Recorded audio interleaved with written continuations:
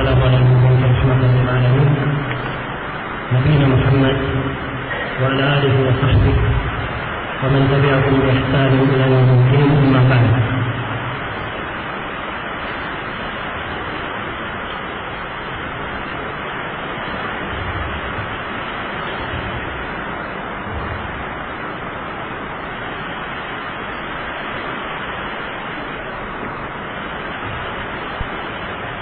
Setelah kita mengetahui bahwa Bismillahirrahmanirrahim menurut pendapat yang terkuat insyaallah ta'ala bahwa dia tidak terhitung dari surah Al-Fatihah, maka perlu di sini kita terangkan mana dari Bismillahirrahmanirrahim. Kalimat Bismillah, Bismillah ini dengan huruf ba, kemudian isim, kemudian nama lafzul jalal Allah. Ba ini huruf jar dalam bahasa Arabnya. Ya. Kalau isim namanya, isim artinya nama. Isim artinya nama. Jadi Bismillah artinya dengan nama Allah. Ya. Dengan nama Allah. Kalau kita terangkan perkata, kata ba, huruf ba itu di dalam bahasa Arab dia kadang bermakna al-isti'anah, ya. Mengambil bantuan, mengambil pertolongan. Dan kadang bermakna al-musahabah, ya. Bermakna mengawani, mendampingi.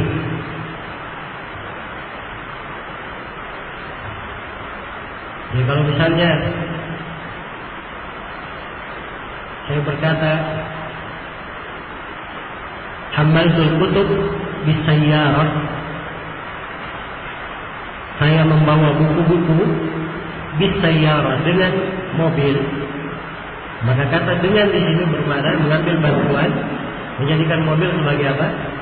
Bantuan untuk mengangkatnya. Itu lil isti'anah namanya. Ya. Dan kadang ba bermakna lil musahabah, bermakna yang mengawani, mendampingi. Ya. Misalnya saya katakan jitu biwaladi, saya datang dengan anakku. Ya, maksudnya saya datang dengan dikawani atau dengan membawa anakku. Ini penggunaan huruf ba. Ya. Jadi kalau dengan nama Allah, Bismillah, ba di sini bermakna isti'anah, dengan memohon pertolongan dari, atau dengan mengambil pertolongan dari nama Allah. Jelas ya? Iya. Ini pendapat yang dipegang oleh para ulama ahli sunnah bahwa ba bermakna al-isti'anah.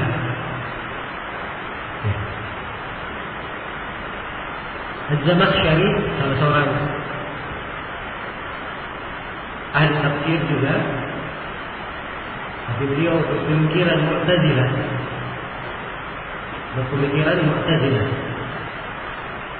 Beliau mengartikan ba di situ bermakna al-musahabah,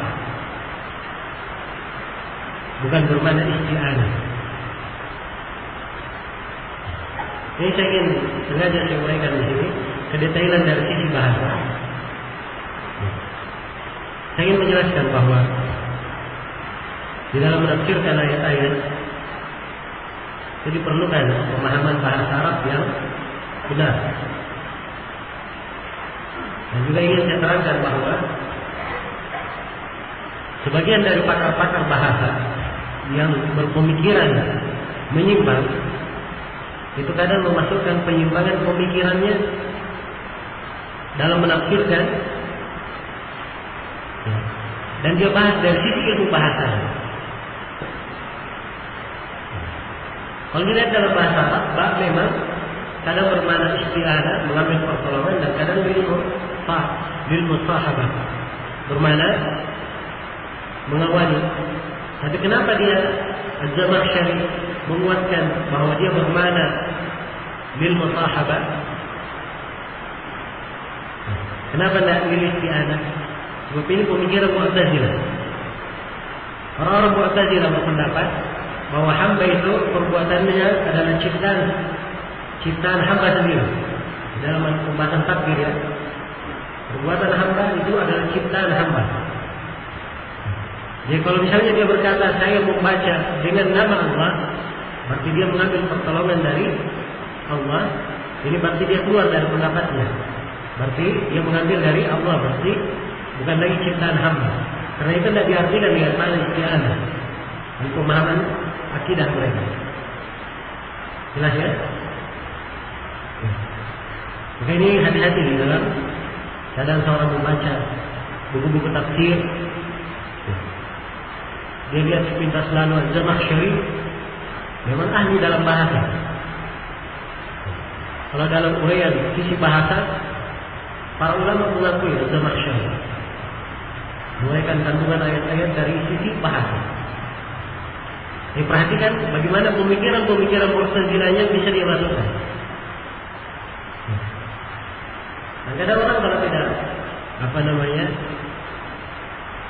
tidak kuat dari sisi pemahaman agamanya, juga tidak kuat pengetahuannya dari sisi bahasa Arab, dia akan sulit untuk mengetahui di mana letak kesalahannya. Di mana letak kesalahannya. Baik, saya kembali. Jadi Bismillahirrahmanirrahim artinya dengan nama Allah. Ini jar majrur, dia terkait dengan sebuah fi'il, sebuah kata kerja yang tidak disebut. Sebab penggunaan Bismillahirrahmanirrahim itu sesuai dengan keadaan. Misalnya saya akan membaca, saya katakan Bismillahirrahmanirrahim, Aqra, dengan nama Allah yang Maha Pengasih dan Maha Penyayang, saya membaca. Saya mengendarai kendaraan, saya baca Bismillahirrahmanirrahim misalnya, maksudnya dengan nama Allah saya berkendaraan. Jelas ya? Jadi dipakai sesuai dengan kondisi dan keadaan. Ya, karena itu penyebutan kata kerjanya tidak disebut, agar supaya basmalah ini dipakai oleh setiap hamba di keadaan apapun dia memohon pertolongan kepada Allah Subhanahu wa Ta'ala. Kemudian kata isim itu bentuk mufrad dalam bahasa Arab, tunggal, kata tunggal, artinya nama. Kalau bentuk jamaknya asma. Asma, seperti firman Allah, walillahi al-asma'ul husna, dan hanya milik Allah nama-nama yang maha baik. Dijamak. Tapi di sini pakai kata tunggal. Tapi karena dia kata tunggal dalam bentuk nakirah. Nakirah artinya dia tidak pakai alif lam. Kemudian diidhafakan kepada kata mufrad yang diidhafakan kepada nama Allah, maka dia bermakna umum. Bukan satu nama saja, tapi seluruh nama Allah. Jelas ya? Ketika dia berkata Bismillah dengan nama Allah, walaupun di situ nama kata tunggal, tapi artinya saya memohon dengan seluruh nama-nama Allah. Ya. Dan ini tentunya berbeda pemahaman seorang hamba yang membaca Bismillahirrahmanirrahim Ketika dia sadar bahwa ini dia bermohon dengan seluruh nama-nama Allah Subhanahu wa taala. Dengan orang yang hanya memahami arti nama saja tanpa memahami apa makna yang terkandung di dalamnya. Jelas ya? Ya, Bismillah dengan nama Allah. Allah lafzul jalalah. Ya. Lafaz keagungan diperuntukkan untuk Allah. Allah dari sisi bahasa itu bermakna al-ma'lum, bermakna yang diibadahi. Ya. Yang diibadahi dengan penuh kecintaan, dengan penuh pengharapan, dengan penuh pengagungan dan pembesaran kepadanya. Dan nama Allah, dia adalah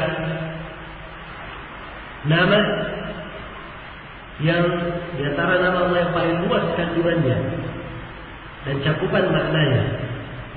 Ya, karena itu disebutkan dalam surah Al-Fatihah dari Alhamdulillah, disebut lagi nama Allah. Rabbil Alamin, Rabb juga nama Allah. Ar-Rahman Ar-Rahim, ini dua nama. Malik Yaumiddin, ini penyebutan nama-nama Allah. Ya. Jelas ya? Dan 5 nama yang disebut ini dari pokok-pokok Asmaul Husna. Dari pokok-pokok Asmaul Husna. Ya. Yang kandungannya sangat luas sekali. Kalau kita ingin jabarkan mana nama Allah Subhanahu wa taala, ini akan menjadi luas pembahasan. Tapi di sini saya ingin menafsirkan saja dari sisi arti dan makna dari konteks ayat. Jadi itu lafaz Allah yang diibadahi. Nah, jadi dari asal katanya al-ilah, dari kata al-ilah yang diibadahi, yang diibadahi. Kalau itu salah orang yang menafsirkan la ilaha illallah, ya diartikan dengan makna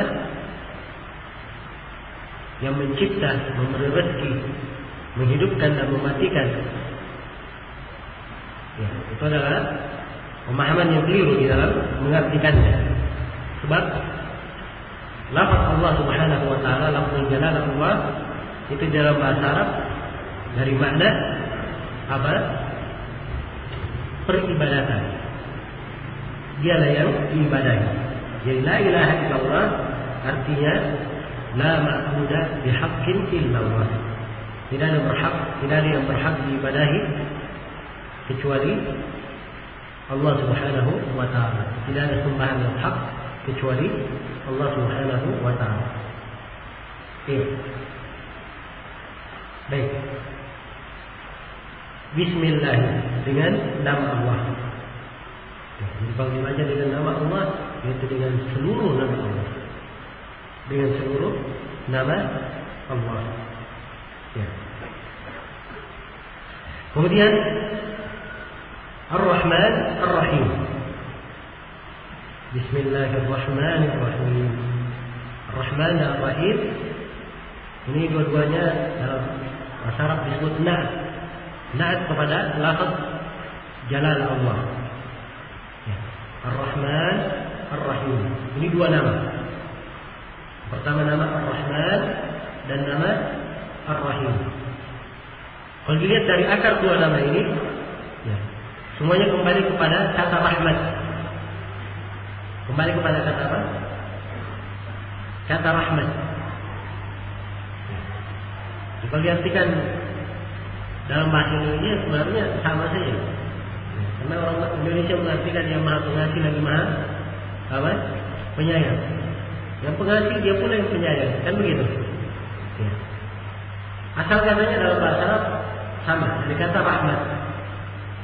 Ya. Cuma bahasa Arab itu di kata pelakunya, di fa'ilnya, dia memiliki keanekaragaman. pembahasan. Ada yang kata pelaku biasa.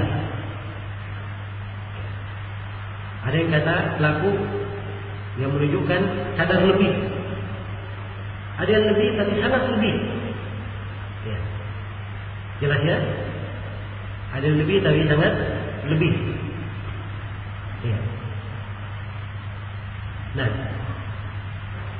seperti misalnya dikatakan Ar-Rahman Ar-Rahim. Ar-Rahman Ar-Rahim. Semuanya dari kata Rahman. Tapi perhatikan, Ar-Rahman artinya yang maha pengasih, yang maha penyayang. Ar-Rahim juga artinya yang maha pengasih, yang maha penyayang. Tapi Ar-Rahman ini cakupannya lebih luas. Cakupannya lebih luas dan lebih umum dari nama Ar-Rahim. Dari nama Ar-Rahim. Ya. Cakupannya lebih luas. Dan nampak, walaupun dua-duanya dari siga mubalah dalam bahasa Arab, menunjukkan mana lebih, tapi Ar-Rahman itu lebih luas kandungannya. Karena dari sisi huruf saja Ar-Rahman, ya, Ra, Ha, Mim, Alif, Nun, 5. Kalau Ar-Rahim, Ra, Ha, Ya, Mim, cuma 4. Jadi Ar-Rahman punya tambahan satu huruf. Kaidahnya dalam bahasa Arab, ziyadatul mabani tadullu ala ziyadah al-ma'ani. Tambahan di dalam apa?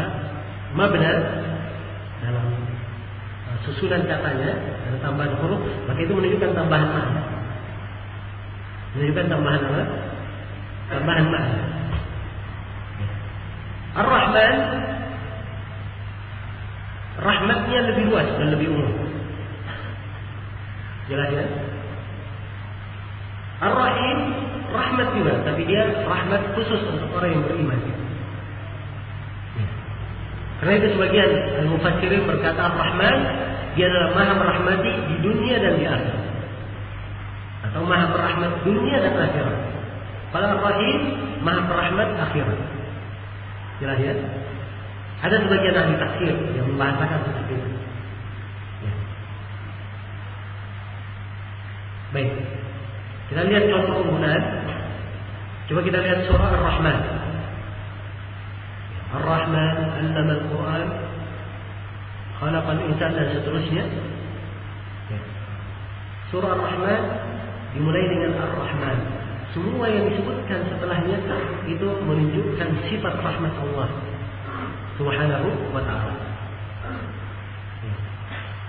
Jelas ya? Rahmat yang paling pertama disebutkan adalah diajarkan Al-Quran. Kemudian diciptakannya manusia, diajarkan Al-Quran. Kemudian dia apa yang diciptakan? Semuanya dari pengaruh rahmat Allah Subhanahu wa ta'ala. Ya. Satu surah. Dan perhatikan surah ini semuanya mencakup jin dan manusia. Fabi ayyi ala'i rabbikuma tukadziban. Dan jin dan manusia ini kafir dan muslimnya semuanya tercakup di dalam. Nikmat Rabb kalian berdua yang manakah yang kalian dustakan? Ya. Maka jawabannya tidak ada yang mendustakan. Walaupun dengan lisan bicaranya dia kadang mendustakan, tapi lisanul hal tidak mungkin mereka mendustakan nikmat Allah Subhanahu wa ta'ala. Ya. Jelas? Baik, ini menunjukkan rahmat Allah yang luas. Kalau Ar-Rahim, dia penggunaannya ya, rahmat Allah Subhanahu wa ta'ala dikhususkan untuk orang-orang yang beriman. Ya. Jelas ya? Jadi kalau kita berbicara masalah rahmat, tentunya semua makhluk ini hidup karena rahmat Allah. Orang kafir kalau tidak rahmat dari Allah tidak mungkin mereka hidup. Ya kan? Ya. Rahmat kepada orang kafir itu rahmat apa? Rahmat umum, itu tercakup dalam nama Ar-Rahman. Adapun Ar-Rahim ini rahmat Allah untuk orang-orang yang beriman. Karena itu dikatakan wa kana bil mu'minina rahima. Dan Allah terhadap kaum mukminin adalah maha merahmati. Dipakai nama Ar-Rahim, tidak dipakai nama Ar-Rahman. Sebab ini khusus untuk orang-orang yang beriman. Iya. Dan rahmat Allah Subhanahu wa taala sangat luas. Wa rahmati wasi'at kulla syai'. Dan rahmatku, firman Allah, meliputi, mencakupi segala sesuatu. Dan doa para malaikat, Rabbana wasi'ta kulla syai'in rahmatan wa ilma. Wahai Rabbu, rahmat dan ilmu meliputi segala sesuatu. Meliputi segala sesuatu. Iya. Dan di dalam hadis Abi Hurairah yang diriwayatkan oleh Imam Al-Bukhari dan Imam Muslim, Rasulullah SAW bersabda, Inna lillahi mi'ata rahmat. Sungguhnya Allah mempunyai 100 rahmat. Menyebutkan 100 rahmat ini bukan pembatasan. Jelas ya? Bukan pembatasan. 99 disimpan di sisinya. Satu rahmat itulah yang dibagi antara makhluk. Sehingga seorang ibu sangat sayang kepada anaknya. Seorang seekor induk dari binatang tidak tega dia menginjak anaknya sendiri. Jelas ya? Ini dari rahmat yang Allah bagi ya untuk makhluk. Dan berbicara tentang rahmat Allah Subhanahu wa taala dan luasnya rahmat Allah kepada hamba, ini pembahasan yang luas. Ya.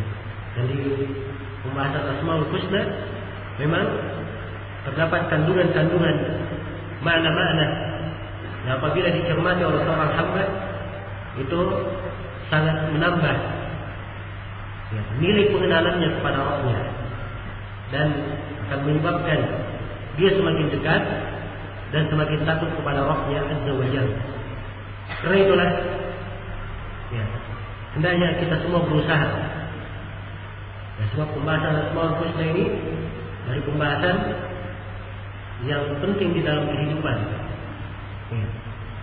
Hendaknya kita semua berusaha untuk mempelajari dan mendalami kandungan Asma Al-Husna ya, dan berusaha untuk mempelajari pelajaran-pelajaran yang terkait dengan Asmaul Husna.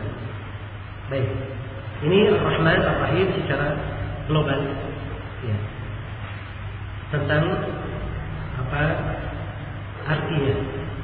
Jadi Bismillahirrahmanirrahim, inilah basmalah yang dibaca ya, yang dibaca sebagai pembuka dari surah Al-Fatihah.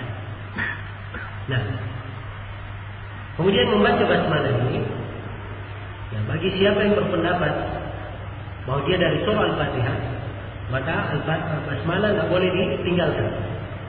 Kapan ditinggalkan, maka batal salatnya. Tapi bagi siapa yang berpendapat dia bukan dari Al-Fatihah, maka itu tidak membatalkan salat. Tidak membatalkan salat. Ya, jelas ya? Ya. Kemudian ayat yang pertama dari surah Al-Fatihah. Ya. Atau sebelum kita masuk di ayat yang pertama, ya, seorang hamba apabila dia ingin membaca Al-Quran, maka disyariatkan dia memulai dengan apa? Membaca isti'adah, ya, berta'awud. Dia membaca A'udzu billahi minasyaitonir rajim. Ya. Ini adalah hal yang disyariatkan baginya. Demikian pula di dalam salat. Demikian pula di dalam salat membaca A'udzu billahi minasyaitonir rajim adalah perkara yang disyariatkan. Ya, telah syahid dalam hadis Abu Sa'id Al-Khudri dan selainnya tuntunan dari Rasulullah Sallallahu Alaihi Wasallam di dalam hadis ini. Ya. Kalau perintah istiadah secara umum dalam Al-Quran, Allah firman, "Fa'idza qara'tal Qur'ana fasta'idz billahi minasyaitonir rajim." Apabila engkau membaca Al-Quran, sini kalimat qara'tu. Apa qara'ta? Dengan fi'il madhi. Apabila engkau membaca Al-Quran, bukan artinya setelah dibaca baru tahu. Nah, tapi dibahasakan dengan fi'il madhi, kata kerja yang telah lampau, itu untuk menekankan apa namanya, pentingnya tahu. Ini dari uslub pembahasan dalam bahasa Arab. Karena dihikayatkan kejadian-kejadian pada hari kiamat. dalam bahasa Arab dihikayatkan dengan bentuk fi'il madhi, kata kerja yang telah lampau. Bukan artinya hari kiamat sudah berlalu, sebab hari kiamat akan datang, ya kan? Tapi muncul pertanyaan, kenapa diterangkan di dalam Al-Quran dengan kata kerja yang telah lampau? Di sini dari uslub bahasa Arab. Dia kadang membahasakan sesuatu yang akan datang dengan kata kerja yang telah lampau untuk menekankan bahwa yang akan datang ini pasti akan datang. Dan pasti akan dialami. Karena pasti akan dialami, maka dibahasakan seakan-akan sudah berlalu.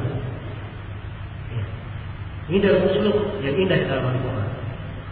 Termasuk di sini, "Fa'idha qara'ta al-Quran", apabila kamu membaca Al-Quran, maksudnya idza aradta an taqra al-Quran, apabila kamu ingin membaca Al-Quran. Ini banyak contoh-contohnya. Contoh di ayat lain misalnya, surah Al-Maidah tentang wudu. Ya ayyuhalladzina amanu idza kuntum ila sholati faghsilu wujuhakum. Wahai orang-orang yang beriman, apabila kalian berdiri untuk sholat, maka cucilah muka-muka kalian, dan seterusnya ayat tentang wudu. Diperintah berwudu. Bahasanya dalam ayat idza kuntum, apabila kalian berdiri. Kuntum di sini fi'il apa? Kata kerja menunjukkan madhi yang telah lampau, atau menunjukkan mudhari yang sedang berjalan atau akan berjalan, atau kata perintah. Ya, dia kata kerja fi'il madhi yang telah lampau. Ya, apabila engkau telah berdiri, kan begitu kalau yang terjemahan biasa. Ya, tapi bukan artinya telah berdiri. Semua orang berwudu sebelum apa? Ya, sebelum sholat. Sebelum sholat baru wudu, kan begitu. Maka makna dari ayat ini, kalau mau wudu, ya harus ingat. Apabila seorang ingin sholat, harus diingat bahwa bertaharah, berwudu itu adalah syarat syahnya apa? Syarat syahnya sholat. Ditekankan. Ya. Karena itu di takdirnya ayat, tidak aradta al-qiyamah, tidak aradtum al-qiyamah ila sholat. Apabila kalian ingin berdiri untuk sholat, maka cucilah muka kalian dan seterusnya. Ya. Jadi demikian kandungannya. Baik. Karena kita sudah menyinggung a'udzubillahi minasyaitonir rajim. Ya. Terus saya terangkan di sini bahwa di dalam sunnah Nabi membaca isti'adzah itu bisa dengan 4 bentuk. Ya. Yang paling lengkapnya kalau seorang membaca a'udzubillahi samii'il 'aliim minasyaitonir rajim min hamzihi wa nafthihi wa nafthihi. Yang paling lengkapnya. Jelas ya? A'udzubillah, a'udzu artinya saya berlindung kepada Allah. A'udzubillah, berlindung kepada Allah. Ya. Kalimat a'udzu itu perlindungan dari hal yang jelek, hal yang dia khawatirkan. Hal yang dia khawatirkan. Dia berlindung hanya kepada Allah. Dia diragukan bahwa hamba yang hatinya terkait seperti ini, yang hanya berlindung kepada Allah, itu akan lebih tenang. Karena hanya bergantung kepada Allah pada setiap bahaya dan setiap masalah yang dihadapi. A'udzubillah, saya berlindung kepada Allah. As-Sami' Al-Alim, yang maha mendengar lagi maha mengetahui. Sebut 2 nama dari nama Allah. Ya. Sebab Allah maha mendengar apa yang diminta oleh hamba. Dan Allah maha mengetahui keadaan hamba dan apa masalah yang dihadapi. Jelas ya? Ya. As-Sami' Al-Alim minasyaitonir rajim, dari asy-syaitan ar-rajim, dari asy-syaitan. Syaitan itu sebuah penamaan ya, kalau asal katanya dalam bahasa Arab ada yang mengatakan dari kata syaitana. Ya. Syaitan dari kata syaitana, dan syaitana bermakna sesuatu yang yang jauh, sesuatu yang jauh. Ya. Nah, ada yang berkata dia dari makna itu bermakna sesuatu yang jauh. Ya. Dan yang menyebutkan bahwa dia diambil dari kata syaitan atau kata syafah, dari kata syafah. Ya. Ada menyebutkan bahwa dia diambil dari kata syafah. Ya. Apabila dia telah batal dan terbakar. Kalau diwazankan dengan apa namanya sifat mubalaghah jadi syaitan. Ini mana syaitan? Kalau syaitan yang jauh, sebab syaitan itu jauh dari kebaikan, jauh dari keberkahan. Karena itu penggunaan syaitan ada dari kalangan jin dan ada dari kalangan apa? Manusia. Sebab yang jauh dari kebaikan bukan hanya jin, ada sebagian manusia juga jauh dari kebaikan. Nah itu di sebagian ayat dalam Al-Quran diterangkan adanya syaitan dari kalangan jin dan apa? Manusia. Wa kadzalika, seperti ayat di surah Al-An'am, firman Allah Subhanahu wa taala, wa kadzalika ja'alna likulli nabiyyin aduwwan syayatin al-insi wal jin yuhi ba'dhum ila ba'd zukhrufal qawli ghurura. Demikianlah kami wahyukan atau kami jadikan pada setiap nabi itu ada musuhnya. Setiap nabi punya musuh. Dari kalangan syaitan manusia dan syaitan jin. Dimulai dulu syaitan dari kalangan manusia. Baru syaitan dari kalangan apa? Jin. Ya. Dimulai dari manusia. Ya, sebab ini bahayanya lebih besar. Dia kadang datang dengan wajah apa? Nasihat. Ya, wajah mengajak kepada kebaikan, tapi hakikatnya syaitan ingin menyesatkan. Jelas? Ya. Yang disebutkan sebagian orang sifatnya duat anak buah di jahannam, dan dia yang meniru kepada pintu jahannam. Ya. Sebut syaitan ins, kemudian syaitan jin. Syaitan dari kalangan jin. Syaitan dari kalangan jin, dia tidak bisa memberikan pengaruh secara zahir. Ya, dia hanya memberikan bisikan, membisikkan syubhat, ya, atau membisikkan syahwat kepada hamba. Tapi kalau syaitan dari kalangan manusia, ya, dia punya kemampuan lebih banyak. Jelas ya? Maka minta pertolongan dari syaitan ar-rajim. Min syaitan ar-rajim. Ar-rajim dia fi'il. Fa'il sehingga bermakna marjum, bermakna maf'ul. Jadi kalau diartikan syaitan yang dilempar, kata ar-rajim dan rajam itu dilempar. Ya. Nah, maksudnya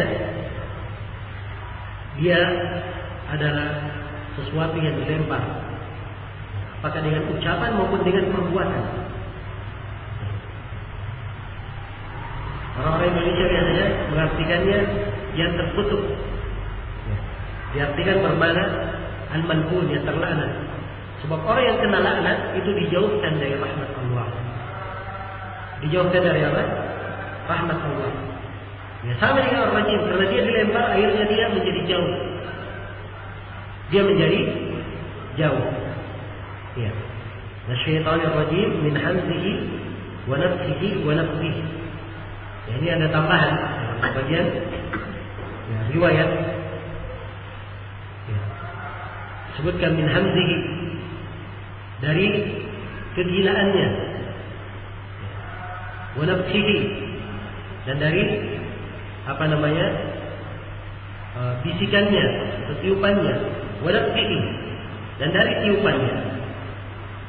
Jadi paling lengkapnya kalau dibaca a'udzubillahi as-sami'il 'alim minasyaitonir rajim. Ini yang paling lengkap. Yang pertama, yang kedua bisa dibaca a'udzubillahi as-sami'il 'alim minasyaitonir rajim. Sampai situ. Kedua.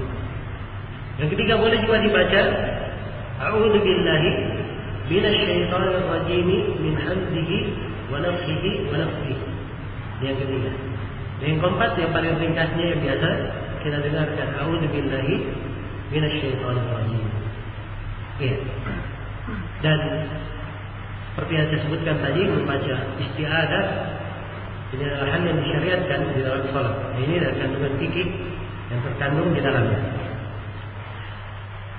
Ya, kita mulai dari ayat pertama di surah Al-Fatihah. Alhamdulillahi Rabbil Alamin. Alhamdulillah. Ya. Dia adalah pujian pada Allah Subhanahu wa taala. Ya. Pujian kepada Allah Subhanahu wa taala bil jamilil ihtiyan. Pujian pilihan yang terindah untuk Allah Subhanahu wa taala. Itu alhamdulillah. Ya, pujian itu beraneka ragam. Ya. Ada pujian ya, dipuji pada seseorang atau pada sesuatu dan memang hal tersebut ada pada sesuatu itu. Maka itu bukan hamd namanya. Misalnya dikatakan singa ini pemberani. Ya. Ya, kalau singa ada yang keok kayak ayam, itu bukan singa namanya. Iya. Ya kalau disebut singa pemberani itu asal tabiatnya. Ya kalau disebut singa pemberani itu bukan hamd dalam bahasa, tapi itu sadar. Jelas ya? Kalau dalam bahasa Arab hamd dia adalah pujian sesuatu yang memang dipilihkan, ya, yang terindah untuknya. Nah, kemudian di sini alhamd dia memakai alif lam. Memakai alif lam. Alif lam ini dalam bahasa Arab disebut lil istighraq. Alif lam lil istighraq al-jinsi. Menunjukkan jenisnya yang sangat umum. Artinya kalau diartikan bebas, segala pujian hanya untuk Allah. Jelas ya? Jadi mungkin ada yang berkata alhamd kan kata tunggal dalam bahasa Arab. Artinya satu pujian. Kalau begitu artinya satu pujian hanya milik Allah. Ya. Ini keliru ya di dalam menerjemahkan. Sebab alhamd dia pakai alif lam. Dan alif lam di sini bermakna apa? Bermakna istighraq. Jadi artinya segala puji hanya untuk Allah. Ya. Semua yang namanya hamd itu adalah milik siapa? Milik Allah Subhanahu wa taala. Ya. Ini makna alhamdulillah. Ya, sama dengan ayat wa jaa rabbuka wal malaku saffan saffa. Dan datanglah Rabbuk wal malaku. Al malak dalam bahasa Arab satu malaikat. Kalimat kata apa? Mufrad. Ya. Saffan saffa bersaff-saff. Jelas ya? Ya. Jadi kalau orang paham bahasa Arab, dia akan katakan, ya, akan bingung dia bagaimana Rabb datang dengan satu malaikat kemudian bersosok. Ini karena tidak mengerti bahasa Arab. Ya, karena alif lam dalam al-malak itu lil istighraq, artinya datang Rabb dan seluruh malaikat bersosok. Jelas ya? Ini cara mengartikannya. Ya, karena itu saya sebutkan pada pertemuan yang telah lalu bahwa Al-Quran itu tidak bisa diterjemah ke bahasa lain. Tidak bisa diterjemah ke bahasa lain. Yang ada adalah menerjemah makna Al-Quran yang ada. Yang kita baca di terjemahan-terjemahan itu terjemahan makna apa? Al-Quran. Adapun Al-Quran itu sendiri lafaznya itu mukjizat. Dia pakai alif lam, tidak pakai alif lam, itu adalah mempunyai keistimewaan tersendiri. Mempunyai keistimewaan tersendiri. Ya, susunannya ini didahulukan, ini diakhirkan, itu mempunyai keistimewaan tersendiri. Mukjizat lafaznya. Dan ini tidak bisa dibahasakan ke bahasa apapun. Jelas? Ya, karena itu yang ada adalah penerjemahan Al-Quran. Penerjemahan makna Al-Quran. Maka tergantung orang yang menerjemahkan. Kalau yang menerjemahkannya pemahamannya tidak beres, ya hasilnya juga akan apa? Tidak beres apa yang diterjemahkan. Ya. Jelas ya? Seperti yang kita lihat kadang yang menerjemahkan Al-Quran, tangan Allah diartikan kekuasaan Allah. Jadi karena pemahaman yang tidak beres.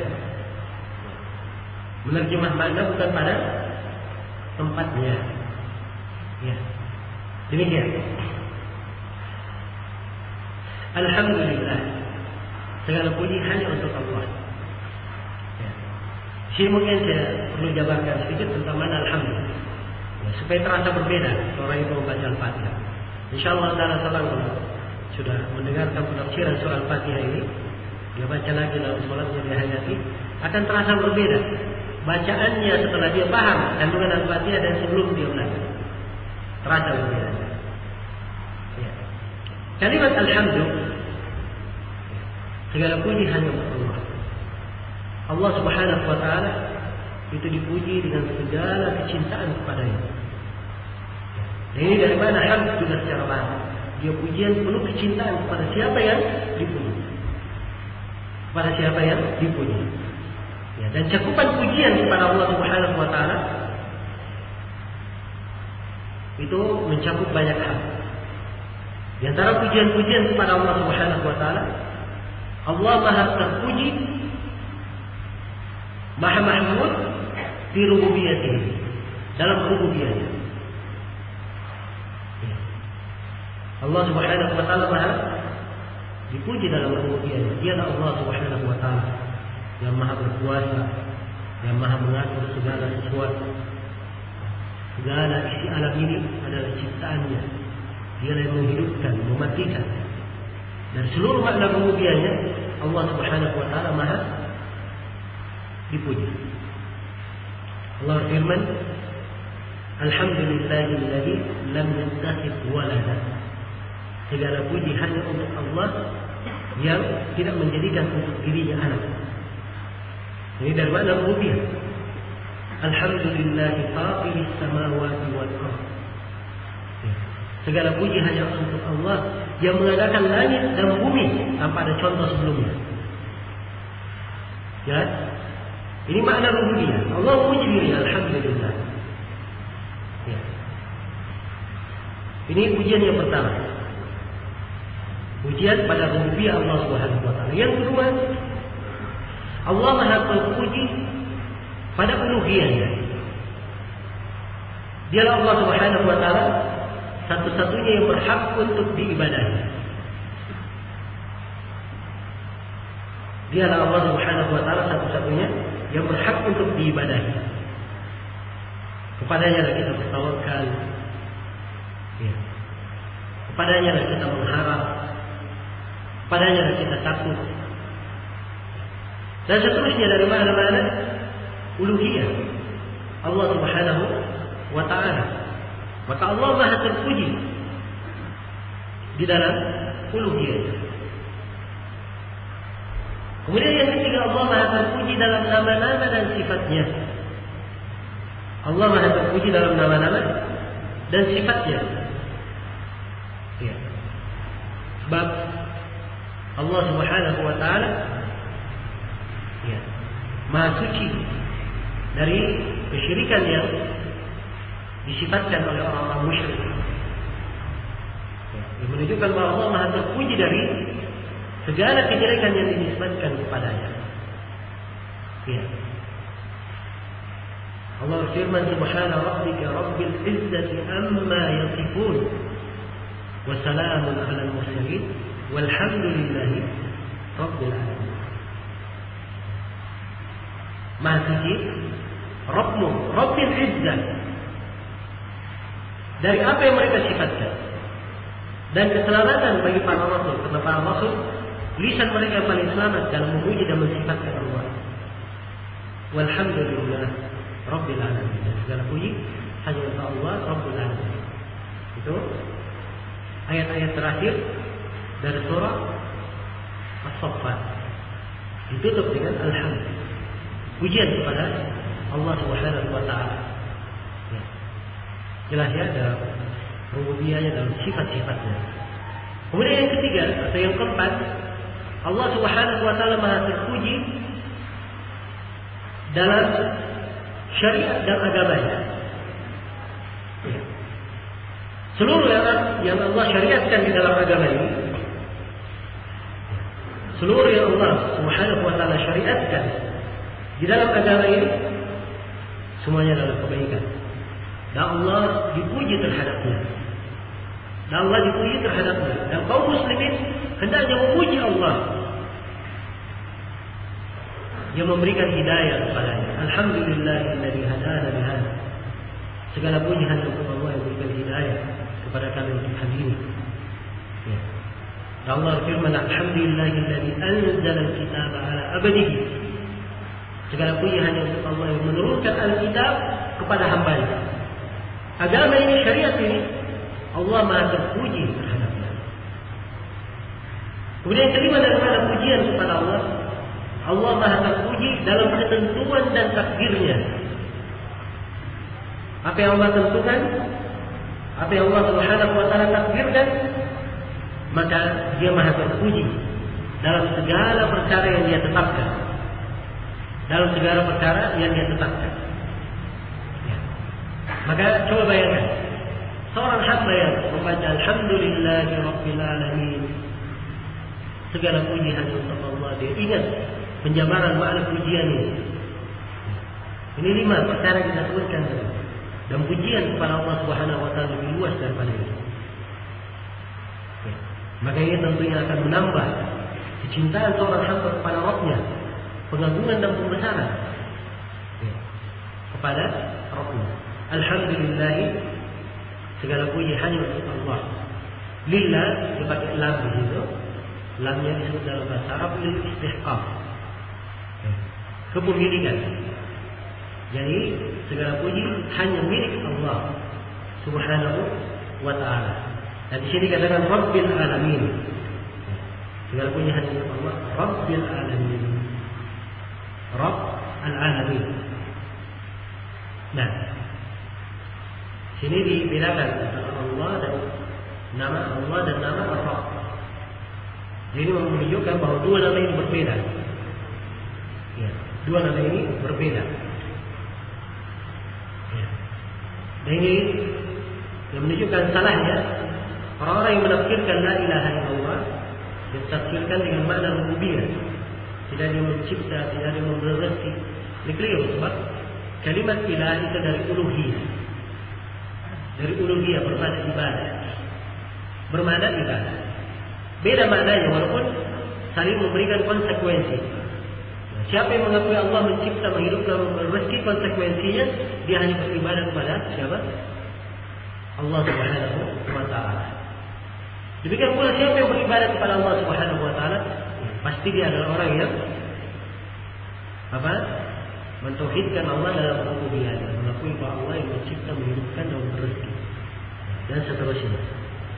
Kaum musyrikin di masa Nabi sallallahu alaihi wasallam, mereka mengakui bahwa Allah yang mencipta langit dan bumi, Rabbul Arsy.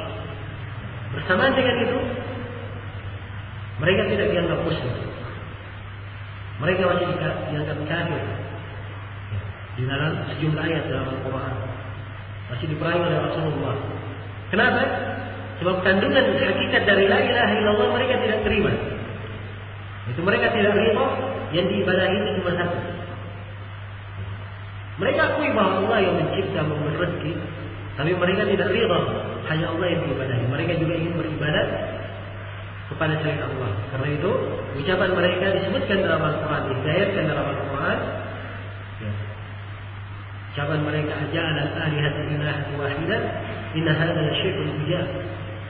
Apakah Nabi Muhammad ini ingin menjadikan yang diibadahi cuma satu? Sungguhnya ini adalah ucapan yang sangat menakjubkan. Jelas ya? Jadi permasalahan mereka di dalam masalah ubudiyah, peribadatan, bukan di dalam masalah rububiyah. Ya. Alhamdulillahi Rabbil Alamin. Rabb Al-Alamin. Al-Alam itu artinya segala selain Allah. Segala selain Allah disebut apa? Disebut alam. Dan di sini dijamak.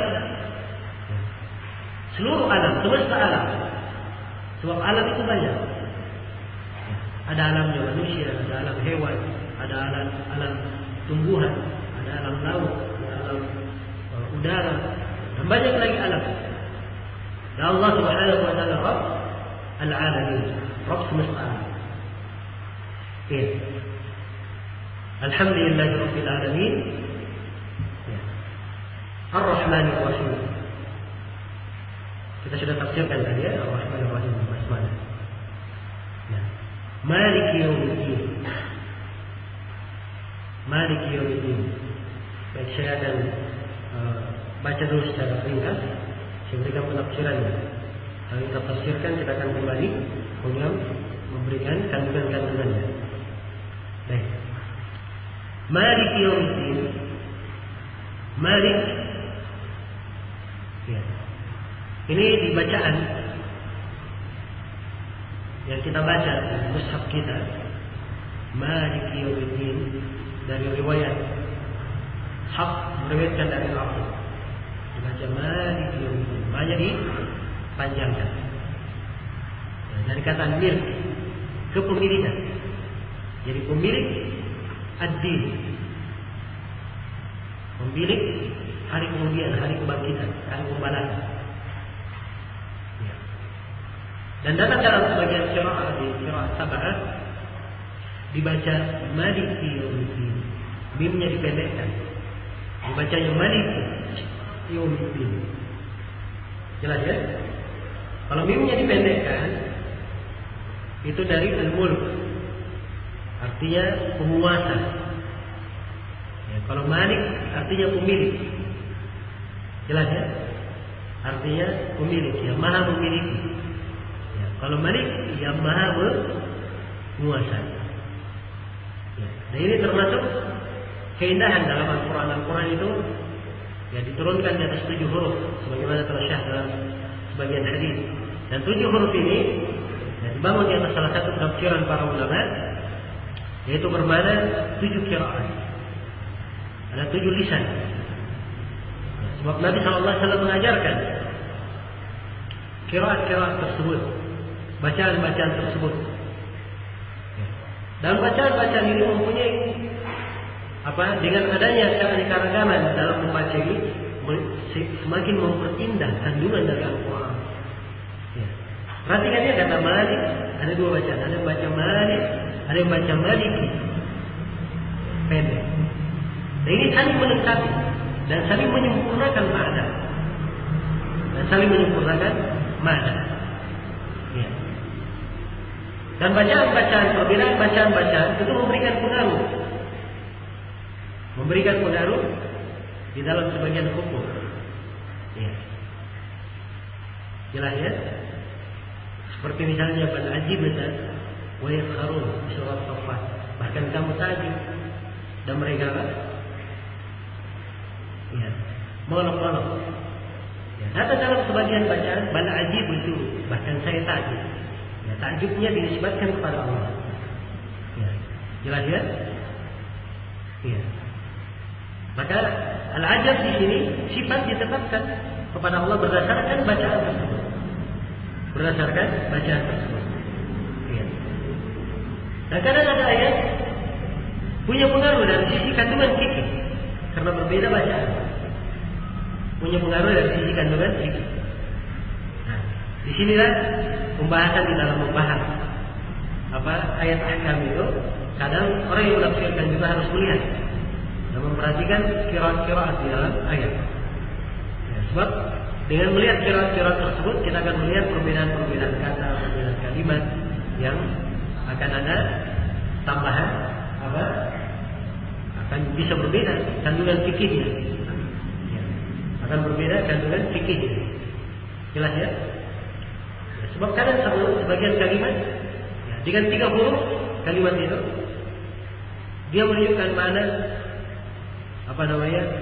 ketentuan ya, hukum wajib misalnya. Tapi kalau dengan 3 huruf atau dengan 6 huruf semuanya ditambah lagi 3 huruf, karena dia tidak menunjukkan mana wajib, tapi bermakna permintaan. Jelas ya? Adanya tambahan kalimat ini membuat maknanya berbeda. Nah, ini diperhatikan di dalam memetik kandungan fikih apakah dalam Al-Quran maupun hadis Rasulullah SAW. Ya. Jadi saya kembali kepada ilmu qiraat. Di sini di bacaannya ada 2 bacaan. Ya. Maliki yaumiddin bisa dibaca seperti itu dan bisa dibaca Maliki yaumiddin. Ya. Di riwayat Hafs saja itu ada 2 dan di riwayat Asim maksud saya. Kalau meriwayatkan dari Asim itu ada 2 rawi. Ada Hafs, dan ada Syu'bah. Abu Bakar bin Ayyash, Syu'bah. Ya. Kalau Syu'bah dia baca Maliki Yawmiddin. Jelas ya? Nah, kalau Hafs dia baca Maliki Yawmiddin. Maliki Yawmiddin. Nah, karena itu kalau misalnya ada yang baca sifat salat Syekh Al-Albani rahimahullah, Syekh Al-Albani sebutkan di situ bahwa membaca Maliki Yawmiddin boleh panjangkan, boleh dipendekkan. Ini panjangkan dan dipendekkan kalau dia membaca qiraat tertentu sesuai dengan qiraat apa yang dia baca. Ya. Jelas ya? Kalau kita di Indonesia dipanjangkan, kalau kita bacanya apa bacaan? Hak dari akhir. Ya, kecuali kalau antum di Aljazair sana atau di Maroko sana, ya, sholat di belakang orang yang membaca qiraat Warsh, ya Warsh dia pendekkan. Silakan baca Maliki Yawmiddin. Jelas ya? Tapi setelah itu baca Warsh. Ya, jangan digabung-gabung, dicampur-campur antara qiraat. Al-Fatihahnya pakai apa namanya qiraatnya Ibnu Katsir misalnya. Ya. Setelah itu dia buka surah setelahnya dia baca pakai riwayat Nafi'. Nah, ini keliru. Ya. Jelas ya? Ini keliru dari etika yang tidak ditunjukkan oleh para ulama. Nah, baik. Maliki, jadi itu pemilik. Ya, kalau kita bahas dari sisi pembahasan Asmaul Husna di dalam Al-Quran, ya, 3 nama yang semuanya mengandung makna kepemilikan dan kekuasaan. Malik, Malik dan Malik. Ya. Kalau Malik itu sebuah ayat. Di mana ayatnya? Di surah apa?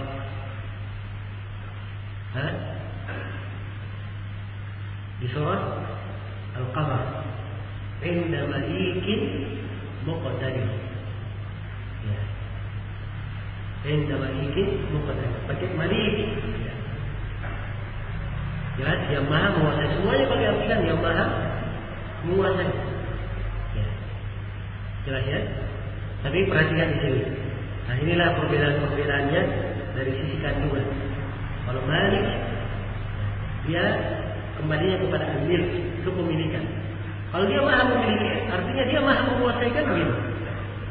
Kalau dia maha menguasai, berarti dia adalah pemiliknya. Saling menunjukkan sebenarnya, saling memberikan konsekuensi, saling mengharuskan. Saling mengharuskan. Nah, Malik Yawmiddin. Al-Yawm artinya hari. Ya, pemilik penguasa hari ad-din. Ya. Hari ad-din. Ad-din itu punya beberapa makna. Ya. Di dalam bahasa, di dalam penggunaan Al-Quran juga ada beberapa makna. Nah, asal kata ad-din ya, itu dari apa? Kata yang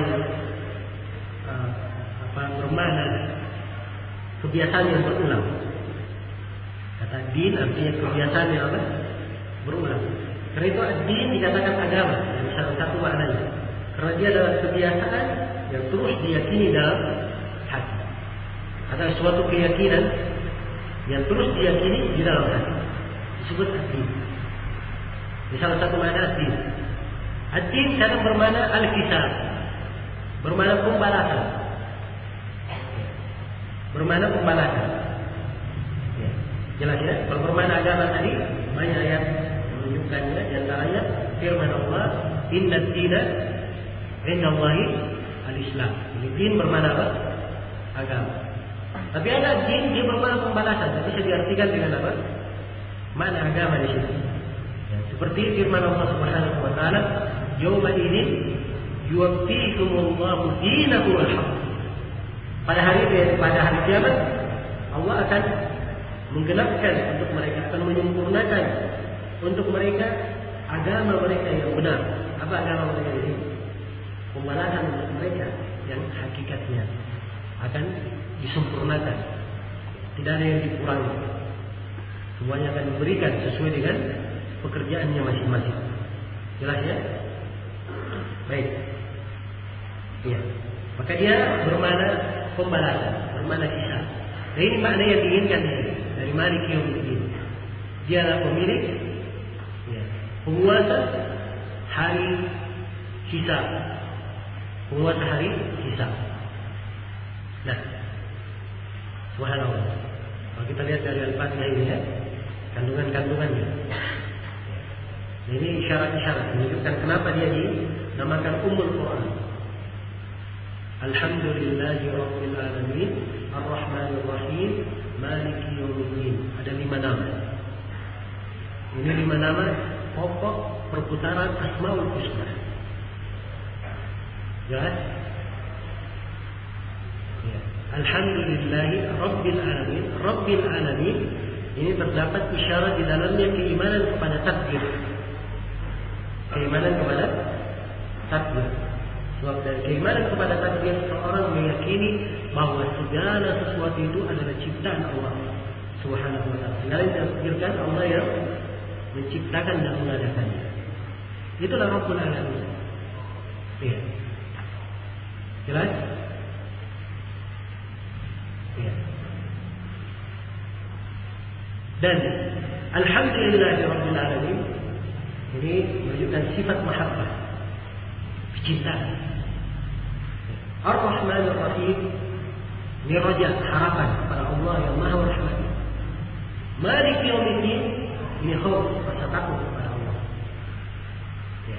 Dan agama itu dibangun di atas 3 perkara. Di atas seorang yang beribadah itu dibangun di atas kecintaan kepada Allah Subhanahu wa taala. Kemudian adanya rasa takut dan rasa harapan. Ya, Ibnu Qayyim mengibaratkan 3 hal ini itu seperti burung. Rasa cinta itu seperti tubuhnya. Jelas ya? Dan rasa harapan dan rasa takut itu seperti 2 sayap burung. Kalau 3 hal ini ada, barulah bisa dikatakan burung itu terbang. Kapan hilang, tidak ada rasa cintanya, maka tidak ada manfaatnya 2 sayap. Jelas? Kapan dia punya rasa cinta, tapi tidak ada rasa harapan dan rasa takutnya, ini juga tidak ada manfaatnya. Kapan dia punya rasa cinta, tapi tidak seimbang antara rasa takut dan rasa harapannya, maka dia juga tidak ada. Ya, burung itu nggak bisa terbang ya kalau nggak seimbang sayapnya. Ya. Karena itu seorang hamba berputar di atas hal ini. Ya. Berputar di atas hal ini. Nah, ini pokok dari pendidikan agama kita. Seorang hamba dia melakukan ibadah karena cinta kepada Allah Subhanahu wa taala. Ya. Cinta kepada Allah Subhanahu wa taala. Ya. Dan dia melakukan ibadah kepada Allah karena mengharap pahala darinya. Dia melakukan ibadah karena takut dari siksaan Allah. Ini harus tertanam di dalam diri seorang hamba. Ya. Dalam seluruh ibadah. Dalam seluruh ibadah. Apa saja namanya ibadah? Hendaknya tekankan 3 hal ini di dalam ibadah tersebut, agar ibadahnya menjadi ibadah yang bernilai di sisi Allah Subhanahu wa taala. Ya. Jelas ya? Ini kandungan yang sangat indah dari surah Al-Fatihah ini. Jika seorang membaca Alhamdulillahi Rabbil Alamin, ya. Sangat besar kecintaannya kepada Rabb-Nya. Dia puji dengan penuh kecintaan. Dialah Allah Rabbul Alamin, Ar-Rahmanir Rahim. Kita disebut Allah yang Maha merahmati, Maha mengasihi. Dia ingat sifat rahmat Allah yang Maha Kuat. Dia mengharap kebaikan. Ketika dia ingat Maliki Yawmiddin,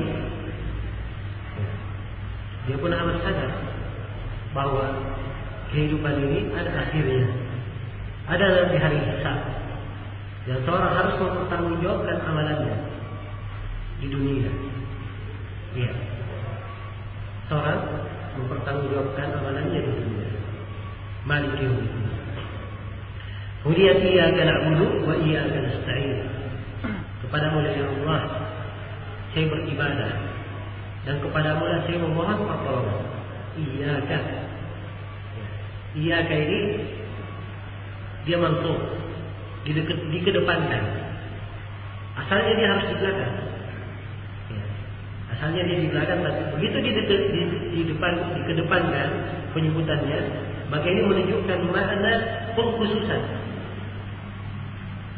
Jadi kalau diartikan, hanya kepadamu kami beribadah. Iyyaka na'budu. Hanya kepadamu kami beribadah. Wa iyyaka nasta'in. Dan hanya kepadamu kami memohon pertolongan. Nah, jadi ibadah hanya kepada Allah dan memohon pertolongan hanya kepada Allah. Ya. Ibadah itu hanya milik Allah dan pertolongan itu diberikan kepada hamba datangnya dari sisi Allah.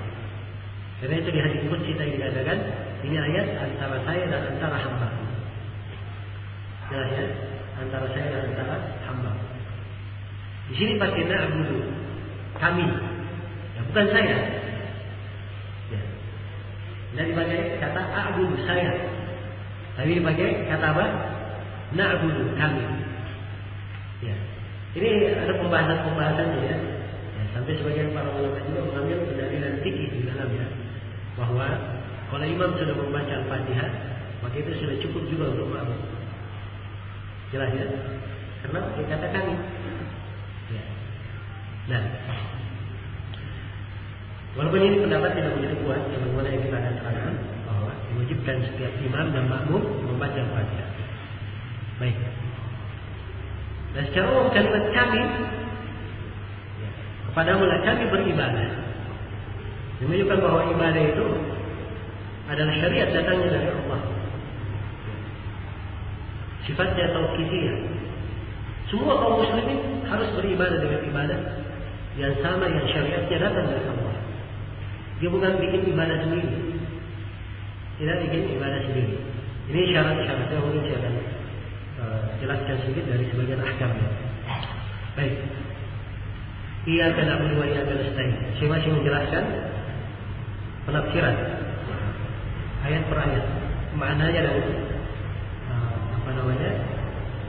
penjelasannya sebelum menguraikan kandungan-kandungannya. Iyyaka na'budu wa iyyaka nasta'in. Wa ihdinas siratal mustaqim. Ihdinas, berikanlah hidayah kepada kami. Ihdinas, berikanlah hidayah kepada kami. Jadi kalimat ihdi, dia permohonan. Ya, sebab konteks seperti ini, kata fi'il amr orang bilangnya, dia kalau datangnya dari yang rendah ke atas, itu namanya permohonan. Ya. Kalau datangnya dari atas ke bawah, itu namanya apa? Itu namanya perintah. Itu namanya perintah. Ya. Jadi kalau dibahasakan ihdina, ini permohonan kepada Allah. Ya, kalau di dalam istilah nahwi ya disebut fi'il amr, itu istilah nahwi. Jelas ya? Tapi dia dalam permohonan. Ya. Dan kata fi'il amr dalam bahasa Arab itu punya dua makna. Mana yang pertama, mana ibtidai, dia minta permulaan. Dia belum memiliki, dia minta sesuatu yang belum dia miliki. Ya. Itu mana yang pertama. Seorang misalnya ada tamu. Ya. Sudah dihidangkan makanan. Dia berkata kepada tamunya, makan makanan. Ini apa ini? Permulaan atau diminta untuk terus makan?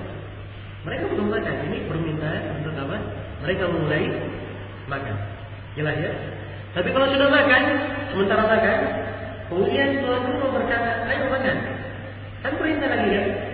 Ayo makan di sini apa? Perintah memulai atau perintah melanjutkan? Ini melanjutkan. Ini makna yang kedua. Jadi kadang fi'il amr itu bermakna melanjutkan. Jadi begitu seorang memohon ihdina, ini permohonan supaya hidayah itu terus diberikan kepadanya. Ya. Dilanjutkan hidayah itu kepadanya. Jelas ya? Ya. Mungkin dari sisi mana itu, dan mungkin dari mana itu tidak. Maksudnya, jalan-jalan kebaikan itu sangat banyak. Jalan-jalan kebaikan sangat banyak. Dan tuntunan agama sangat banyak. Dan seorang hamba tidak ada yang menjamin dia sudah melaksanakan seluruh pintu-pintu kebaikan. Kan begitu? Maka dia ketika memohon ihdina, berikanlah hidayah kepada kami, seakan-akan dia mohon kepada Allah supaya dia dikokohkan di atas kebaikan yang dia sudah lakukan dan dibukakan lagi pintu-pintu kebaikan yang lainnya. Kira-kira ada yang pernah tergambar banyak ketika baca Al-Fatihah? Nah, ini dari kandungan-kandungan sebenarnya banyak yang melarikannya. Padahal dia diambil dari sisi apa? Konteks bahasa saja. Kalau pahami bahasanya, dia kan indah sekali memahami ayat-ayat ini. Ihdina, berikanlah hidayah kepada kami. Dan hidayah Allah Subhanahu wa taala kepada makhluk itu beraneka ragam. Dan para ulama menguraikan pembagian-pembagian hidayah sesuai dengan konteks apa yang mereka bicarakan, keadaan kondisinya. Ada yang membagi hidayah menjadi 2, ada yang membaginya menjadi 4, ada yang membaginya menjadi 10 seperti Ibnu Qayyim dan sebagainya. Saya mungkin pembagian umum di sini kita bagi hidayah terbagi 4. Ya, pembagian umum. Yang pertama namanya hidayah ammah, hidayah umum. Ini mencakup seluruh makhluk. Ya. Sabbih isma rabbikal a'la alladzi khalaqa fasawwa walladzi qaddara fahada. Pujilah Rabbmu yang maha a'la, maha tinggi, al-ulu. Ya. Saya nggak perlu tafsirkan. Saya tafsirkan setiap Asmaul Husna, saya tafsirkan. Gantung ada lama selesainya pelajaran. Ya. Maha tinggi, nanti saya uraikan maha tinggi Allah terbagi 3. Ada uluan dan uluan qahar, uluan qadar. Ya. Lama lagi. Tapi saya harapkan nanti di kesempatan lain ya, berusaha untuk ada daurah tentang Asmaul Husna. Ya. Jelas ya? Ini pelajaran. Siapa yang ingin belajar Asmaul Husna, dijadikan program studinya yang belum dia pelajari. Artinya dia belum lulus kalau belum belajar. Ya, jelas ya. Baik. Dan saya terangkan pertemuan yang telah lalu bagaimana pengaruh memahami Asmaul Husna sampai dalam kandungan hukum pun punya pengaruh. Dalam kandungan hukum punya pengaruh. Ya. Baik. Kemudian sabbih isma rabbikal a'la, maha pujilah Rabbmu yang maha tinggi. Alladzi khalaqa fasawwa, Allah yang mencipta, fasawwa lalu menyempurnakan. Ya. Walladzi qaddara fahada, yang menakdirkan kemudian memberi hidayah. Jelas ya? Ciptaan kemudian disempurnakan penciptanya, ditakdirkan, kemudian Allah beri hidayah. Hidayah apa ini? Ini hidayah umum, seluruh makhluk, jin dan manusia, kafir, muslim, semuanya dapat hidayah. Hidayah bermakna apa? Hidayah umum. Dengan hidayah Allah seorang kafir mendapatkan rezekinya, mendapatkan apa yang merupakan haknya. Dengan hidayah Allah, makhluk, setiap makhluk Allah mendapatkan rezekinya masing-masing. Yang di daratan, yang di udara, maupun yang di lautan, maupun yang di bawah tanah, semuanya mendapatkan rezekinya dengan hidayah dari Allah Subhanahu wa taala. Ini namanya hidayah apa? Hidayah umum. Kemudian yang kedua, hidayah jenis yang kedua namanya hidayah ad-dalalah wal irsyad. Atau sebelum itu, hidayah at-taufiq wal ilham. Hidayah taufiq dan ilham. Dia mendapatkan taufiq dan ilham sehingga menerima keislaman, menerima kebenaran. Jelas ya? Dan hidayah yang seperti ini sifatnya itu datangnya hanya milik apa? Allah Subhanahu wa taala. Iya. Hanya milik Allah Subhanahu wa taala. Iya. Kemudian yang ketiga namanya hidayah ad-dalalah wal irsyad. Hidayah memberi petunjuk dan mengajak kepada jalan yang lurus. Ini hidayah bermakna mengajak kepada jalan yang lurus. Dan ini juga diberikan kepada para nabi dan para rasul, para dai. Dan Allah telah berfirman kepada Rasulnya, wa innaka latahdi ila siratal mustaqim. Dan engkau ya Nabi Muhammad memberi hidayah kepada jalan yang lurus. Hidayah apa namanya? Hidayah dalalah wal irsyad. Adapun di ayat yang lain, innaka la tahdi man ahbabta. Engkau ya Nabi Muhammad tidak bisa memberi hidayah kepada siapa yang kamu cintai. Hidayah apa yang dinafikan di sini? Hidayah taufik dan ilham. Hidayah taufik dan ilham itu bukan milikmu, tapi milik siapa? Milik Allah. Nah, perhatikan ya, bagaimana seorang ketika mengetahui pembagian hidayah ini, dia akan mampu mengkompromikan dan memaknai ayat pada makna yang tepat. Ya, sebab kadang ada orang yang membaca dua ayat ini, dia bingung. Loh, ayat yang pertama Allah firman, engkau tidak bisa memberi hidayah kepada siapa yang kamu cintai. Ayat yang kedua mengatakan engkau Nabi Muhammad memberi hidayah kepada jalan yang lurus. Yang pertama dinafikan hidayah, yang kedua ditetapkan. Jelas ya? Orang yang tidak tahu pembagian hidayah akan bingung memahaminya. Tapi orang yang mengerti pembagian hidayah ini tidak ada masalah. Sebab yang dinafikan itu hidayah apa? Hidayah taufik wal ilham. Yang ditetapkan untuk Nabi yang engkau memberi hidayah pada jalan yang lurus, apa yang dimaksud hidayah apa? Dalalah wal irsyad. Kemudian hidayah yang keempat adalah hidayah pada hari kiamat. Ya. Kepada penduduk surga diberi hidayah ke surga, dan penduduk neraka diberi hidayah ke neraka. Jelas ya? Ini hidayah yang keempat. Nah, ya. والذين آمنوا وعملوا الصالحات يهديهم الله بإيمانهم تجري من تحتهم الأنهار في جنات النعيم. Orang-orang yang beriman dan beramal saleh, Allah memberi hidayah kepada mereka dengan keimanannya menuju kepada surga Naim yang mengalir di bawahnya suri-suri. Jadi menuju surga diberi apa? Hidayah. Demikian pula penduduk neraka. Juga disebutkan hidayah fahduhum ila siratal jahim. Berikanlah mereka hidayah menuju jalan ke neraka. Apa fahduhum ila siratal jahim. Jadi beri hidayah mereka kepada jalan ke neraka. Nah, juga disebut hidayah. Ini diantara pembagian-pembagian hidayah. Dan di sini perhatikan. Seorang hamba kepada Allah, ihdinas siratal mustaqim. Hidayah apa yang dia inginkan? Seorang hamba ingin semua empat hidayah ini. Ya kan? Hidayah umum untuk dia, hidayah taufik wal ilham, terus dia diberi hidayah taufik dan ilham. Kemudian hidayah dia diberi petunjuk. Kalau dia hari ini masih jahil, kurang ilmu, dia minta agar supaya dibukakan ilmu itu. Dan hidayah pada hari akhirat supaya diberi hidayah kemana? Surga. Kan begitu? Coba bayangkan. Ketika seorang hamba membaca ayat ini, ihdinas siratal mustaqim.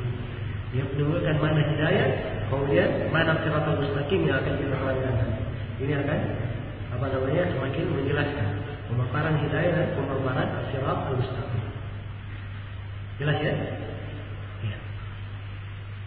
As-sirat al-mustaqim. Kata as-sirat dalam bahasa Arab, kalau akar dalam bahasa, kata as-sirat itu adalah jalan yang lurus, tidak ada bengkok. Jalan yang lurus tidak ada apa? Bengkoknya. Itu kata as-sirat. Nah, as-sirat dari akar bahasanya, dia adalah jalan yang luas. Jalan yang luas. Iya. Jalan yang luas. Kemudian mustaqim ini sifat terhadap jalan. Sifat terhadap jalan. Jalan yang lurus, istiqamah. Ya. Sebutkan ada tanda istiqamah padanya. Dia sangat lurus, tidak ada bengkok-bengkoknya. Ya. Dia lurus, ya, enak untuk kita pakai. Siapa yang berjalan di atasnya tidak ada mendaki gunung, tidak juga khawatir karena dia menurun, tidak. Tapi enak berjalan di atasnya. Subhanallah, perhatikan ya, gambaran jalan yang lurus itu. Nah, ini di kandungan faedah nanti kita akan terangkan ya. Jadi jangan ada menganggap bahwa hidayah jalan yang lurus dia sendiri aja yang berjalan di atasnya. Sebab jalan yang lurus ini sudah ditempuh oleh para nabi dan para rasul pengikutnya dari masa ke masa. Ya. Jelas? Dan klaim terhadap diri sendiri, ya, memastikan bahwa dirinya berada di atas jalan yang lurus, yang lainnya dia di atas jalan yang lurus. Ini adalah hal yang hendaknya dia bertakwa kepada Allah. Ya. Jangan lengkap-lengkapin sendiri. Sesuatu yang dibuat apa? Dibuat luas. Berbeda kalau seorang ada sifat bid'ah, penyimpangan, maka dia terangkan penyimpangan-penyimpangannya dan keluar dari jalan yang lurus. Jelas ya? Keluar dari jalan yang lurus.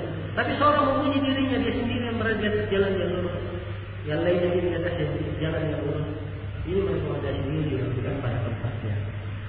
Nah, akibatnya akan mengakibatkan hal yang jelek pada seorang hamba. Jelas ya? Baik. Kemudian kata sirat ini dalam ayat ini punya dua makna sirat. Ada sirat bermakna ma'nawi dan ada sirat bermakna hissi. Al-Quran dan As-Sunnah, mengikuti Al-Quran dan As-Sunnah itu adalah apa? Siratul mustaqim atau bukan? Siratul mustaqim, itu jelas. Ya. Itu jalan para nabi dan rasul. Itu jalan Allah. Wa anna hadza sirati mustaqiman fattabi'u, sungguhnya ini jalanku yang lurus, ikutilah jalan ini. Jalan yang lurus tafsirkan oleh as-salaf, oleh para ulama, tafsirkan dengan Al-Quran, ditafsirkan dengan apa? As-Sunnah, dan ditafsirkan dengan jalannya as-salaf. Iya. So mereka yang berada di atas jalan yang lurus. Jelas ya? Iya. Perhatikan. Jalan wa anna hadza sirati mustaqiman fattabi'uhu, ikutilah jalan. Jadi jalan yang lurus Al-Quran dan As-Sunnah. Sekarang kalau kita katakan jalan yang lurus Al-Quran dan As-Sunnah, ada jalannya kita lihat di depan. Dilihat oleh kasat mata, bisa disifatkan jalannya berapa meter, berapa kilometer. Tidak ada. Tapi jalan yang lurus ini dimaklumi. Ya itulah maknawi namanya. Jalan maknawi. As-sirat al-mustaqim bermakna makna Al-Quran dan As-Sunnah. Ada al-hissi yang memang dilihat dengan pandangan mata. As-sirat al-mustaqim, yaitu sirat kapan? Nanti pada hari kiamat. As-sirat yang dihamparkan di mana? Di atas punggung neraka Jahannam. Iya. Itu as-sirat. Dan ini telah syah di dalam hadis Rasulullah SAW secara mutawatir. Adanya jembatan yang dihamparkan di atas punggung neraka Jahannam. Disebut juga as-sirat. Ya. Bahkan di dalam Al-Quran Allah Subhanahu wa taala berfirman, "Wa in minkum illa waridun kana 'ala rabbika hatman maqdiya thumma nunajji alladziina ittaqaw wa nadaru adh-dhalimina fiha jithiya." Tidak seorang pun di antara kalian kecuali dia akan mendatangi neraka Jahannam. Jembatan di atas neraka Jahannam. Ini sudah merupakan ketentuan dari Allah. Hatman, ketentuan maqdiyah, sudah ditetapkan, tapi sempurna lagi. Semua harus melewatinya, harus mendatanginya. Yang tidak lewat di atasnya dari penghuni neraka jatuh turun di bawah neraka. Yang lewat di atasnya dan dia tidak bisa melewatinya di bawahnya dalam neraka. Yang melewatinya itulah penduduk surga. Itulah penduduk surga. Jelas ya? Ini as-sirat. Dan kita juga perlu hidayah kepada as-sirat ini. Sebab as-sirat ini disifatkan di dalam hadis banyak pensifatan. Ya. Di tengah as-sirat ada kalarib, khatatib,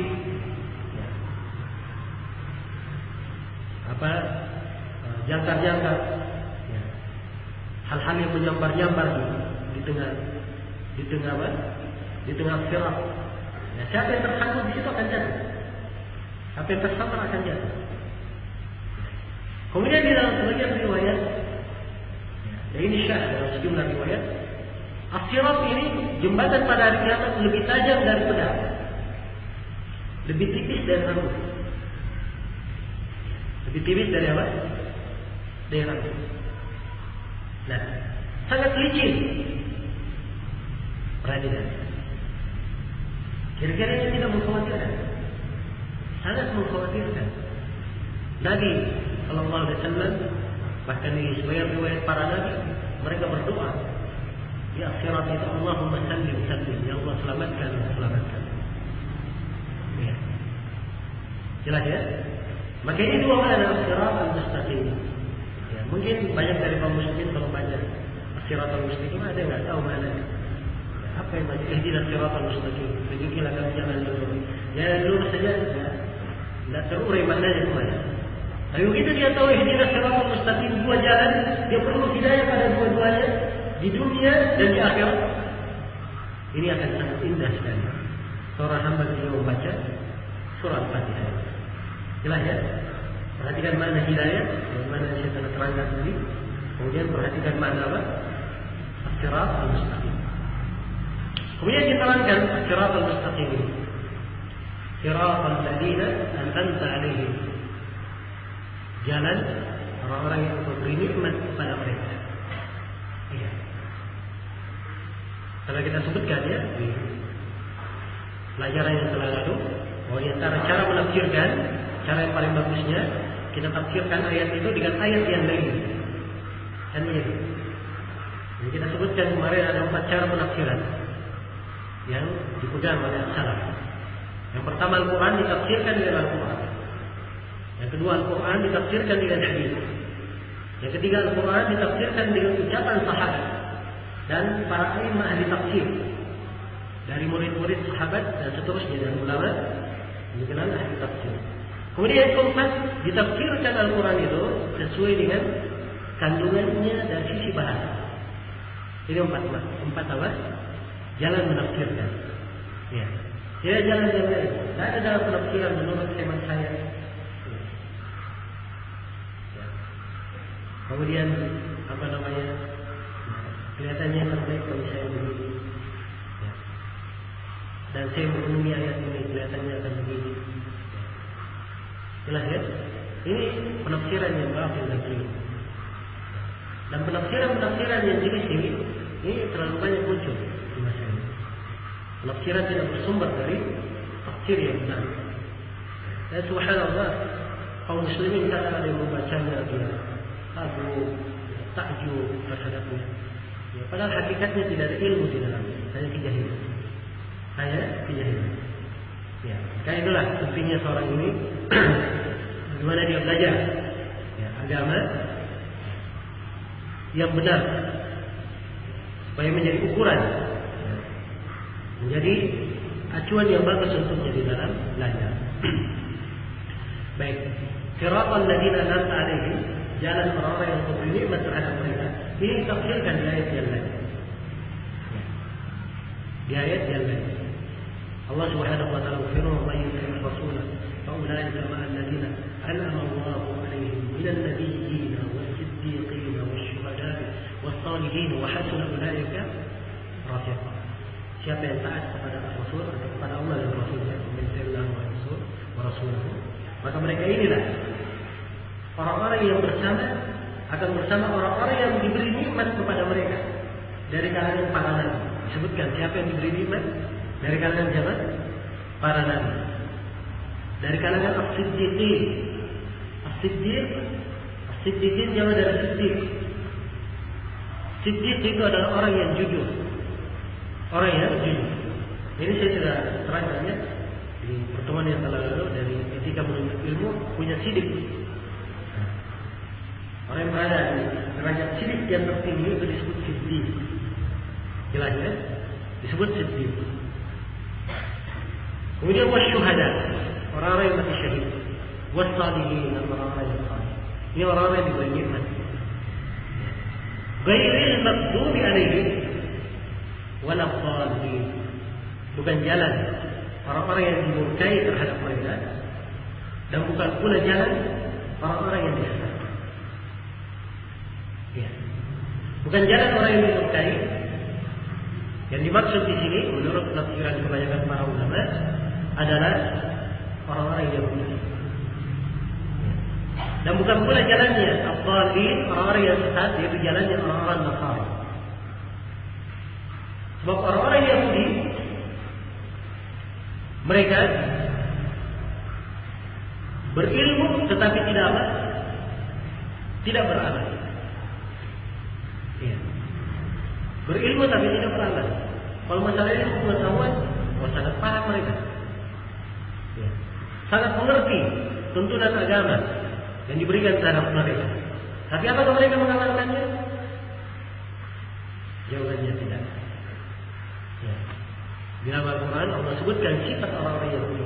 Ya'rifuna al-kitab kama ya'rifuna abna'ahum.